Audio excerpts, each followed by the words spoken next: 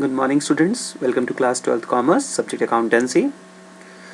We are going with the chapter NPO, non-profit organization, and our previous topic is subscription. पिछले topic में हमने subscription की treatment को समझा था.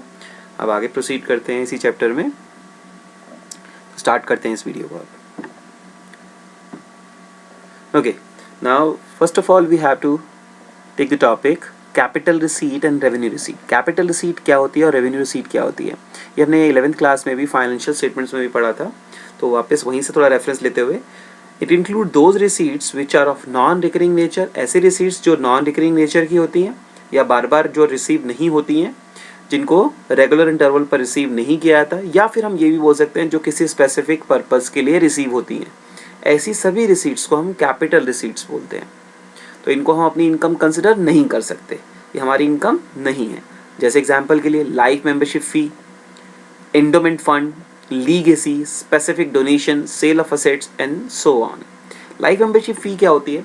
ऐसी फ़ी जो एक मेंबर अपनी लाइफ मेंबरशिप के लिए एक ही बार उस नॉन प्रॉफिट ऑर्गेनाइजेशंस को दे देता है. यानी अब उस नॉन प्रॉफिट ऑर्गेनाइजेशन से उसे सर्विसेज लाइफ टाइम के लिए मिलती रहेंगी. यानी ये once in a lifetime वाली बात हो गई. आगे की कुछ और जो आगे एग्जाम्पल जो रखे हमने, उसको भी हम आगे फर्दर स्टडी में कंसिडर करेंगे. ऐसे ही अब रेवेन्यू रिसीट्स की बात कर लेते हैं. ऐसी सभी रिसीट्स जो रिकरिंग नेचर की होती हैं, जो बार बार होती हैं. कैपिटल रिसीट्स नॉन रिकरिंग, जो इररेगुलर होती हैं, बार बार नहीं होती.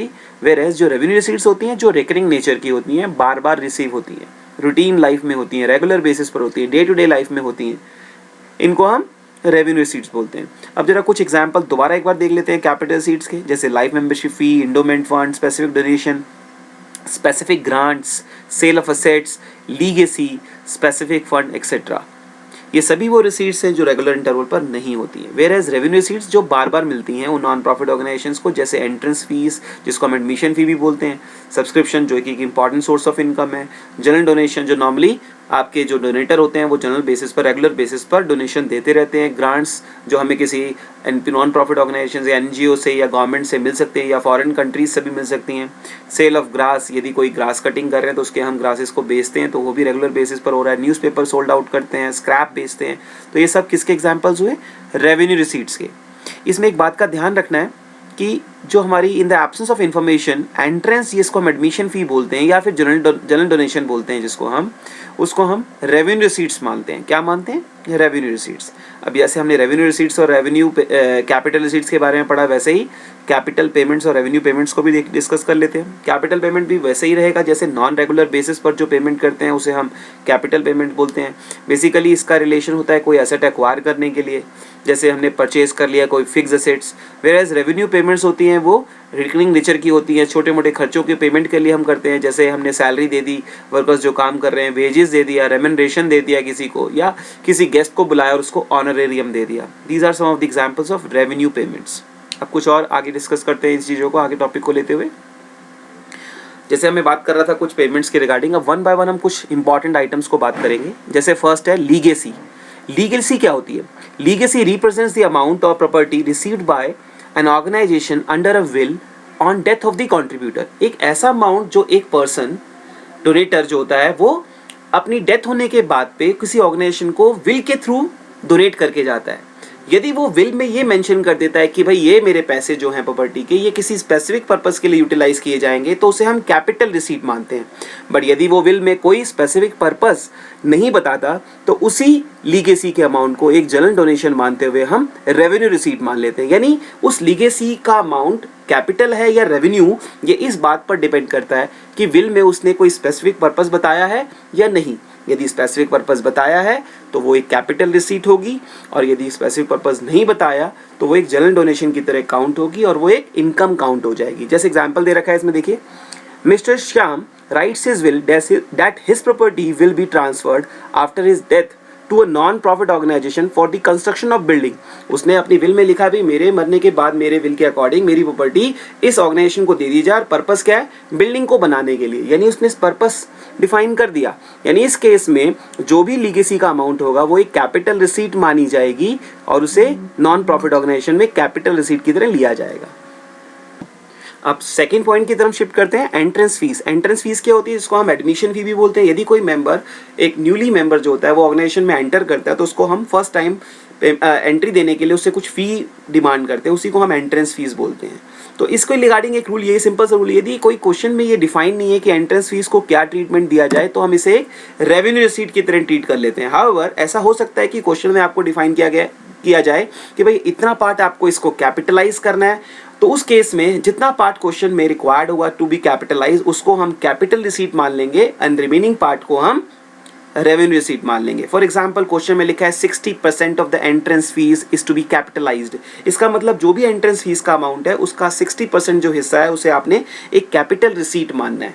हाउएवर जो बाकी बच गया 40% उसे आप रेवेन्यू रिसीट मानेंगे। मैं यहाँ पर बार बार बात कर रहा हूँ रेवेन्यू एंड कैपिटल के बारे में। आगे कंसिडर करते हैं थर्ड पॉइंट पे, ग्रांट्स एंड एड्स। ग्रांट्स या एड्स क्या होते हैं, जो गवर्नमेंट या उसकी एजेंसीज या फॉरेन कंपनीज या फॉरेन कंट्रीज किसी स्पेसिफिक या जनरल पर्पस के लिए उस एनपीओ को देती है, कोई ऐसा अमाउंट दिया जाता है। यदि इस तरीके से कोई पैसे दिए जाते हैं तो उसको हम एक रेवेन्यू इनकम मानते हैं। और रेवेन्यू इनकम मानते हैं, जब भी कोई रेवेन्यू इनकम होगी तो उसका रिलेशन हमें बिल्कुल ध्यान रखना है कि इनकम एंड एक्सपेंडिचर अकाउंट से होगा। हाउएवर यदि कोई ऐसी आइटम आपके सामने आती है जो कैपिटल नेचर की है तो उसका रिलेशन हमेशा बैलेंस शीट से होगा। ये मायने बिल्कुल क्लियर रखना है। रेवेन्यू है तो इनकम एंड एक्सपेंडिचर, कैपिटल है तो बैलेंस शीट। अब थ्री पॉइंट्स हो चुके हैं। नेक्स्ट पॉइंट पे शिफ्ट करते हैं, डोनेशन। डोनेशन वो अमाउंट होता है जो नॉन प्रॉफिट ऑर्गेनाइजेशन को मिलता रहता है। यदि कोई भी पर्सन कुछ अमाउंट डोनेट करता है तो हम पहले ये देखते हैं कि वो डोनेशन किस टाइप की है। यदि वो अमाउंट डोनेशन का जनरल डोनेशन है, यदि किसी भी काम के लिए यूटिलाइज किया जा सकता है, तो फर्दर हम इस बात को ध्यान रखते हैं क्या वो डोनेशन का अमाउंट किसी स्पेसिफिक पर्पस के लिए तो नहीं था। यदि स्पेसिफिक पर्पस है तो उसको हम कैपिटल रिसीट मान लेते हैं, और यदि कोई पर्पस डिफाइन नहीं है तो उसे हम जनरल डोनेशन मान के रेवेन्यू रिसीट मान लेते हैं। यानी जनरल डोनेशन है तो रेवेन्यू रिसीट, और स्पेसिफिक डोनेशन है तो कैपिटल रिसीट। अगेन यदि रेवेन्यू है तो इनकम एंड एक्सपेंडिचर, और कैपिटल है तो बैलेंस शीट। नेक्स्ट सब्सक्रिप्शन के बारे में ऑलरेडी हम पढ़ चुके हैं, पहले इसको छोड़ देते हैं। नेक्स्ट पॉइंट पे आते हैं, लाइफ मेंबरशिप फी। ये मैं बता चुका हूँ, जब भी कोई मेंबर लाइफ टाइम की मेंबरशिप की फी एक ही बार वन टाइम यानी लम सम अमाउंट एक ही बार पे कर देता है तो उस केस में उसे लाइफ मेंबरशिप फी बोला जाता है, क्योंकि वो वन टाइम पेमेंट है for the services to be rendered in future, जो फ्यूचर में उसे सर्विसेज मिलने वाली है। इसलिए इसे हम एक कैपिटल रिसीट मानते हैं। तो कैपिटल रिसीट मानते हुए इसे बैलेंस शीट में लेके जाते हैं, यानी ये कहाँ जाएगा, बैलेंस शीट में। तो कैपिटल रिसीट को बैलेंस शीट में जाके कैपिटल फंड में यानी जनरल फंड में या कैपिटल फंड में ऐड किया जाता है। नेक्स्ट पे शिफ्ट करते हैं हम। Next is endowment fund. ये एक ऐसा फंड होता है जब कोई पर्सन लीगेसी के फॉर्म में या गिफ्ट कर देता है किसी नॉन प्रॉफिट ऑर्गेनाइजेशन को कोई अमाउंट, तो ऐसे फंड को हम एंडो फंड कब बोलते हैं, जब उस फंड को बाहर इन्वेस्ट किया जाता है और उससे होने वाली इनकम को किसी स्पेसिफिक पर्पस के लिए यूटिलाइज किया जाए। यानी एक पर्सन डोनेट तो कर रहा है, एट द सेम टाइम वो उसे इन्वेस्टमेंट की ऑप्शन दे रहा है कि भाई इसको इन्वेस्ट किया जाएगा और यहाँ इन्वेस्ट करना है, और इससे होने वाले जो पैसे से इनकम आ रही है उस इनकम को इस पर्टिकुलर पर्पस के लिए यूटिलाइज किया जाएगा। तो ऐसे फंड को हम एंडोमेंट फंड बोलते हैं। यानी ये क्रिएट कहाँ से होता है, लीगेसी या गिफ्ट के थ्रू क्रिएट होता है। एक एग्जाम्पल से इसको क्लैरिफाई करते हैं। मान लीजिए एक पर्सन है, उसने 5 लाख रुपीज का डोनेशन दिया। कंडीशन क्या लगा दी कि उसे इन्वेस्ट किया जाएगा एफडी में किसी बैंक में, और साथ साथ कंडीशन लगाई है कि भैया उससे जो इनकम आएगी या इंटरेस्ट जो आएगा उसे यूज किया जाएगा प्राइस डिस्ट्रीब्यूशन करने के लिए।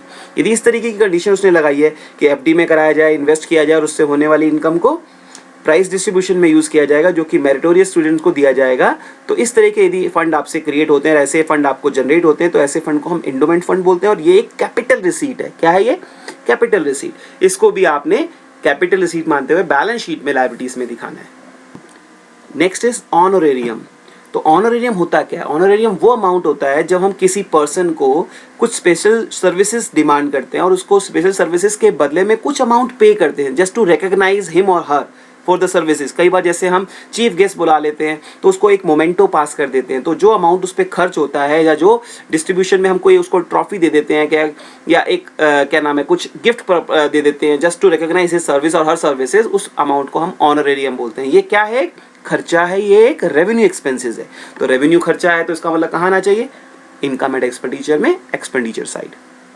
Next is next, sale of newspaper and periodical, grass, used sport material. कई बार क्या होता है, हम न्यूज़पेपर हमारे पास होता है, ओल्ड न्यूज़पेपर है, ऑब्वियसली वो स्क्रैप है। पीरियडिकल्स पड़ी हैं महीने 10-4-5 महीने पुरानी, हमने ग्रास कटिंग करी है अपने ग्राउंड में से, या कोई स्पोर्ट्स मटेरियल पड़ा हुआ है जो कि यूज़ हो चुका है, बिल्कुल स्क्रैप हो चुका है, उसको हम यदि बेच देते हैं तो उससे होने वाली जो रिसीट्स है उसको हम रेवेन्यू इनकम मानते हैं। तो उस रेवेन्यू इनकम को कहाँ दिखाएंगे हम? इनकम एंड एक्सपेंडिचर में, इनकम साइड पर। Next is sale of old assets. Okay, sale of old assets क्या होता है? जब भी हमारे पास कोई एसेट पड़ा हुआ और उसको हम सेल करते हैं तो सेल करने से जो पैसे आते हैं that is your capital receipt. जैसे मान लीजिए आपके पास फर्नीचर था, आपने क्या किया, उसकी बुक वैल्यू 10,000 की थी और आपने उसे 8,000 में सोल्ड आउट कर दिया, तो जो 8,000 आया वो क्या है? आपका कैपिटल रिसीट। दैट मीन्स वो आपकी इनकम नहीं है। जबकि आप नोटिस कर रहे हो कि 10,000 की फर्नीचर की वैल्यू को मैंने 8,000 में सोल्ड आउट किया, जो इससे प्रॉफिट या लॉस हो रहा है वो आपके लिए रेवेन्यू आइटम है। तो आपने ध्यान रखना है, यदि सेल करने से यदि प्रॉफिट हो रहा है तो वो एक रेवेन्यू इनकम होगी, और यदि लॉस हो रहा है तो वो एक रेवेन्यू एक्सपेंडिचर होगा। तो अकॉर्डिंगली प्रॉफिट होगा तो आप उसे इनकम साइड पर, और लॉस होगा तो उसे आप एक्सपेंडिचर साइड पर दिखाएंगे।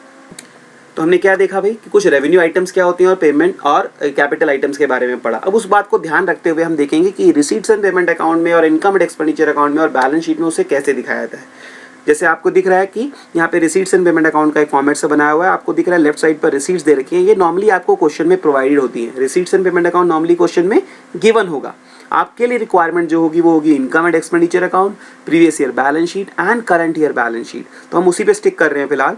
जैसे आप देख रहे हैं रिसीट साइड पर आपको रेवेन्यू रिसीट्स और कैपिटल रिसीट्स दोनों दिख रही हैं। इसका मतलब रिसीट्स एंड पेमेंट अकाउंट में रिसीट्स में सभी आइटम्स को दिखाया जाता है। वहाँ पर ये कोई प्रॉब्लम नहीं है कि रेवेन्यू है तो नहीं दिखाएंगे, कैपिटल तो नहीं दिखाएंगे, यहाँ पर सभी रिसीट्स दिखाई जाती हैं। सिमिलरली उसकी पेमेंट साइड पर भी रेवेन्यू और कैपिटल पेमेंट दोनों दिखाई जाती हैं। जबकि इसकी पोस्टिंग यदि हम आगे फर्दर स्टेटमेंट्स में करेंगे, जिसको हम इनकम एंड एक्सपेंडिचर और बैलेंस शीट बोलते हैं, तो वहाँ कैसी की जाएगी? यहाँ इंपॉर्टेंट पॉइंट है, ध्यान रखना है आपने। जैसे आपको दिख रहा है यहाँ पे पेमेंट्स में रेवेन्यू और कैपिटल पेमेंट दोनों दे रखी है, जबकि आप जब expenditure, income and expenditure account बनाएंगे तो एक्सपेंडिचर की डेबिट साइड पर केवल रेवेन्यू पेमेंट्स आएंगी।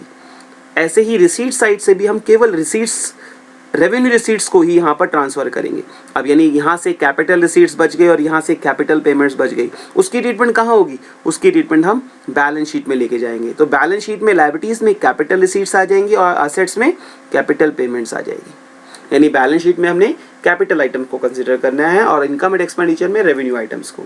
अब आती है कि बैलेंस शीट के टाइम पर हमें क्या क्या एडजस्टमेंट्स भी गिवन हो सकती हैं, जिसको हमने इनकम एंड एक्सपेंडिचर में भी ध्यान रखना है और बैलेंस शीट में भी ध्यान रखना है। यानी जो एडजस्टमेंट्स हमें इस क्वेश्चन में प्रोवाइड हो सकती है वो क्या क्या है। जैसे पहली बात की जाए एक्सपेंडिचर साइड पर, तो ये जो कॉमन बेसिस पर जो एडजस्टमेंट्स हैं जो हमें गिवन हो सकती हैं वो है डेप्रीशिएशन, जो हमने कंजम्पशन निकालना सीखा था मटेरियल का, और लॉस जो हुआ असेट्स को बेचते समय, और यदि एक्सपेंस से रिलेटेड कोई एडजस्टमेंट है तो वो, ये ज़्यादातर कौन सी साइड पर आएंगी? एक्सपेंडिचर साइड पर। सिमिलरली इनकम साइड पर जो जो एडजस्टमेंट हो सकती हैं, जैसे इंटरेस्ट एक्रू हो गया, हमने असेट्स को प्रॉफिट पर बेचा, जैसे मैंने बोला आपको मशीनरी की बुक वैल्यू 18,000 थी और हमने उसको 25,000 में बेच दिया, जो प्रॉफिट हुआ वो 7,000 इनकम में आ जाएगा। सब्सक्रिप्शन के लिए एडजस्टमेंट हो सकती है, उसको भी हम इनकम साइड पर कंसिडर करते हैं। तो बेसिकली 4 एडजस्टमेंट्स को हमने यहाँ ले लिया, एडजस्टमेंट डेबिट साइड पर यानी एक्सपेंडिचर पर, और इनकम साइड पर 3। तो इसके अलावा भी एडजस्टमेंट हो सकते हैं, बट ये जनरली यूज होने वाली एडजस्टमेंट है तो इसको हमने यहाँ पे कंसिडर कर लिया है। ओके, इसका मतलब इस पूरी वीडियो में हमने क्या समझा कि रेवेन्यू रिसीट्स क्या होती हैं, कैपिटल रिसीट्स क्या होती है, रेवेन्यू पेमेंट्स क्या होती हैं और कैपिटल पेमेंट्स क्या होती है, और अकॉर्डिंगली उनका ट्रीटमेंट कहाँ पर और कैसे किया जाता है। रेवेन्यू रिसीट्स मैंने जैसे बताया आपको इनकम साइड पर दिखाएंगे, रेवेन्यू पेमेंट्स हम एक्सपेंडिचर साइड में दिखाएंगे, और कैपिटल रिसीट और कैपिटल पेमेंट्स को हम बैलेंस शीट में लायबिलिटीज़ और असेट साइड पर दिखा देंगे। रिसीट्स को लायबिलिटी साइड पर और पेमेंट्स को असेट साइड पर। एडजस्टमेंट्स भी मैं बता चुका हूँ आपको क्या क्या हो सकती हैं। अब नेक्स्ट वीडियो में हम इसी से रिलेटेड क्वेश्चन को आगे फर्दर रिव्यू करेंगे। नेक्स्ट वीडियो में हम आगे की सीखेंगे कि क्या क्या प्रॉब्लम आपके सामने और आ सकती हैं और उसको व्यू करेंगे। फिलहाल के लिए इतने पे ही स्टिक कर रहा हूँ मैं। आप घर पे इस पूरे टॉपिक को रिवाइज करिए और इससे रिलेटेड क्वेश्चन को स्टडी कर सकते हैं, और जो पिछले वीडियोस में हमने डिस्कस किया था उससे रिलेटेड क्वेश्चन को दोबारा से रिवाइज करिए, और उसकी प्रॉब्लम यदि कोई है तो कमेंट सेक्शन में उसकी क्लैरिफिकेशन ले सकते हैं। फिलहाल के लिए वीडियो को यहीं स्टॉप करता हूँ। Thank you so much. Good day, good bye.